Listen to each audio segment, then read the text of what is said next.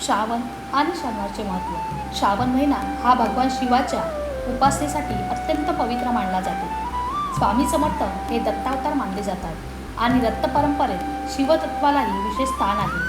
म्हणून श्रावणात केलेले नामस्मरण, सेवा, दान आणि सत्कर्म मनाला भक्तीची दिशा देतात. शनिवार हा शिस्त, संयम आणि सेवा, आत्मपरीक्षणाचा दिवस मानला जातो. म्हणून श्रावणातील पहिला शनिवार हा भक्तीसाठी एक सुंदर संधी आहे.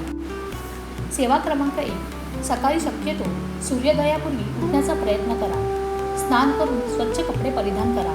देवघरात स्वामी समर्थांच्या प्रतिमेसमोर दिवा लावा. मनापासून प्रार्थना करा, स्वामी माझ्या कुटुंबावर कृपा ठेवा, योग्य मार्गावर चालण्याची बुद्धी आणि शक्ती द्या. सेवा क्रमांक 2. आजच्या दिवशी कमीत कमी 108 वेळा श्री स्वामी समर्थ हा मंत्र श्रद्धेने जपा. वेळ असल्यास 11 माळा किंवा आपल्या क्षमतेनुसार अधिक नामस्मरण करा. नामस्मरणामुळे मन स्थिर होते, चिंता कमी होते आणि भक्ती अधिक दृढ होते. सेवा क्रमांक 3. स्वामी समर्थांना साधा आणि सात्विक नैवेद्य अर्पण करा. उदाहरणार्थ दूध, साखर, खडीसाखर, फळे, केळी, मनापासून बनवलेला प्रसाद. नैवेद्य अर्पण करताना अहंकार नव्हे तर प्रेम महत्त्वाचे आहे. सेवा क्रमांक 4. गरजूंची सेवा करा. स्वामी समर्थांनी करुणा आणि सेवेला सर्वाधिक महत्त्व दिले आहे. शक्य असल्यास एखाद्या गरजूला अन्न द्या, पक्ष्यांसाठी पाणी ठेवा, गायीला चारा द्या, वृद्ध व्यक्तीची मदत करा. हीच खरी स्वामी सेवा आहे. सेवा क्रमांक 5. स्वामी समर्थांच्या चरित्रातील किमान एक अध्याय वाचा. जर पूर्ण वाचता येत नसेल तर एखादी प्रेरणादायी कथा वाचा. त्यातून तुम्हाला श्रद्धा, संयम आणि सेवाभाव वाढतो.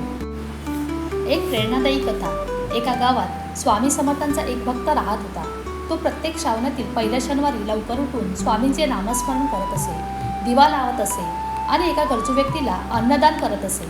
त्याच्या आयुष्यातील अडचणी एका दिवसात नाहीशा झाल्या नाही, पण काही महिन्यात त्याच्या स्वभावात शांतता आली.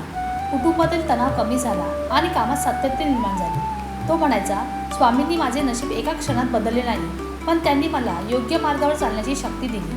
ही कथा आपल्याला सांगते की श्रद्धेबरोबर चांगली कृती आणि सातत्यही आवश्यक आहे.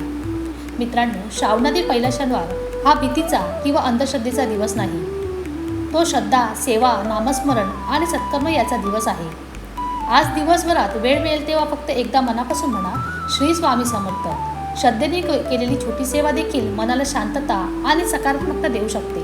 जर हा व्हिडिओ तुम्हाला आवडला असेल तर लाईक करा, आपल्या स्वामी भक्त मित्रांसोबत शेअर करा आणि चॅनलला सबस्क्राईब करा. कमेंटमध्ये नक्की लिहा, जय जय रघुवीर समर्थ, श्री स्वामी समर्थ.